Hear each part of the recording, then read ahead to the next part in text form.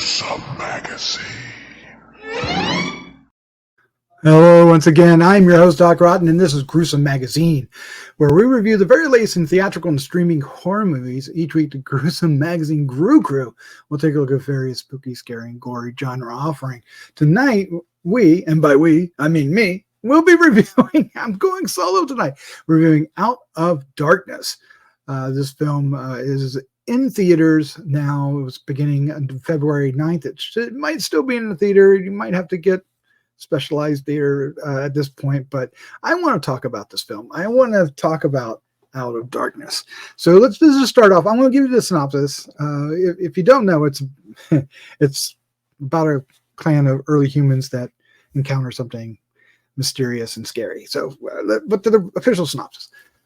In the old Stone Age, a disparate gang of early humans band together in search of a new land. But when they suspect a malevolent, mystical being is hunting them down, the clan are forced to confront a danger they never envisioned. The film is directed by Andrew Cumming, is written by Ruth Greenberg, and the cast includes Sophia Oakley-Green, Choku, Modu, and Kit Young. And I can't wait to talk to you about this film because I have a feeling most horror fans have overlooked this particular entry into the genre this year. But before I get into it, I just want to remind you that on Gruesome Magazine, we have a variety of podcasts, not only Gruesome Magazine, where we do the latest releases, we also have Decades of Horror, 3 different classifications of it. We have the classic area, which does the classics up through the 60s. And then we do the 70s, where we do all the groovy horror films. And then the 80s, where we have slashers abound and other gory films that we all love and grew up with. If you are into those retro horror films, please check those out. And of course, we have H&R's back this year. Dave and I are giving you the horror news each and every week. It comes out on Tuesdays. Check it out and let us know what you think. And if you're enjoying it, please do us a huge favor and hit the like, subscribe, share with a friend, especially the subscribe buttons, because each click will help us find more horror fans just like you and just like us. So let's get into this. What can I say about this film? Like I said, you probably overlooked it. It's well worth seeing. And I really enjoyed. I just start off saying I really enjoyed this. I really enjoyed. I might be overextending myself. And by really enjoying it means that I really enjoyed the journey. Because this is a quest film. They're out looking for a new place to live. They've had to leave their home, and it's desperate times. They don't know what they're getting into. And the journey is really, really strong. It's full of mystery. It's full of unknown. It's full of potentially creepy and scary things. It doesn't help that they like to weave stories that make everything, 10 times as scary as it should be. But the problem is, for me with this film, and it's not really the only problem, is that the destination kind of lets me down. The way this film ends is kind of takes the wind out of all that. It's still strong, and it's very much becomes a character piece by then with our lead character, and presents a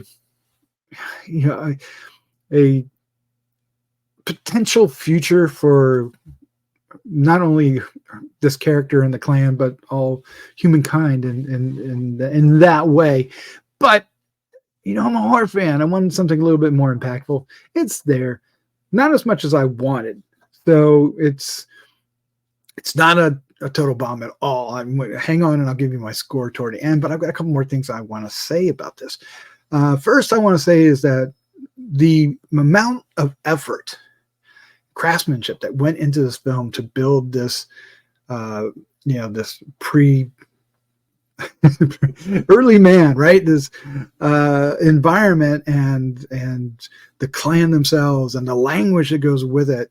And I have more to say about that, is just really extraordinary and so impressive and so engaging, because you really brings yourself into this. The tone, the atmosphere, it's all there.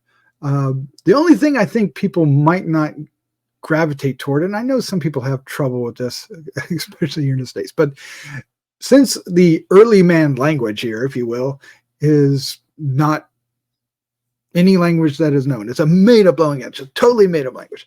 Everything is subtitled. And if you're not one that likes to read subtitles in a movie, there's really no option. You're not going to, it's hard to tell if the inflection or what they're saying is really delivering what they want. But the actors all do a wonderful job. And I am so impressed by the effort alone that it drew me in. And I was really, I just felt like they transported me back to this time. And I really like that. But I also like watching foreign films. So watching you're reading the subtitles, it doesn't take long to kind of fall into that routine and just forget that you're actually doing that. Now, Dave, on the other hand, who was me on H&R, is not a huge fan of that. I'm trying to bring him around, and slowly I am. So if you're like Dave, that may be a thing for you. The acting, like I said, all the actors, jumped in with the director and the writer and what they've crafted, and they brought these characters to life. They are complex. They have relationships with each other that get expressed and shared. Their fears are all there to watch. And all the little, well, there are some things I can't tell you because I wanted to be spoiler free, but there's some things that they have to encounter within their own clan in this story that it's hard to communicate when you don't have the language behind it. So they did, though. So, and of course, that's part of the journey. And I really enjoyed it. And I really commend the team, actors and everybody involved, the writer, director, and anybody that was involved in crafting this language really did a wonderful job. And as well as like I said earlier, the environment, it felt, like I said, I felt totally transported by all these people. But all the acting is top notch. But Sophia Oakley Green, who graduates to the lead as the movie goes on, makes a strong first impression. She really is magnetic on the screen. She definitely is the right person for that role to bring it to life, to share her. What she has to encounter within their group and without their group, and how she triumphs over all that. So really strong performance, and I really am looking forward to seeing what else she will do in the future. But other than that, I can't really say much more without giving it away, because once it gets into what is actually chasing down our clan, that it's all spoilers from there. But getting there, oh my gosh, really tight, really strong. And it, this film it was snuck into theaters. It's not getting a whole lot of promotion, and I would imagine a lot of you have missed this. And it'll be on streaming soon enough. It's still in the theaters. You might want to consider it if you feel like this review or your interest in this type of movie kind of suggest you would like this film. I believe you'll get a lot out of it. If it's on streaming, definitely catch it.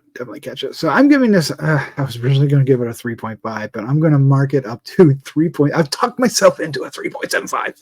I do that often. Catch it on Gruesome Magazine with the rest of them. I'll go in and get excited about talking. And that's it's just one of those things. But anyway, Out of Darkness, it's check it out in theaters now as I'm recording.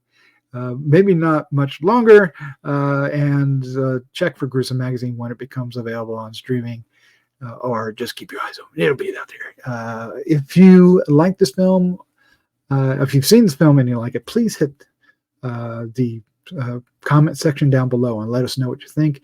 Let us know what you think about how these films can be better, maybe promoted, so people can know that they're out there and see them. Regardless, thank you for joining me. Had a great time.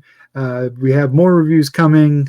Check those out on the site and on YouTube. And we'll see you soon. With that, I'm going to say good night.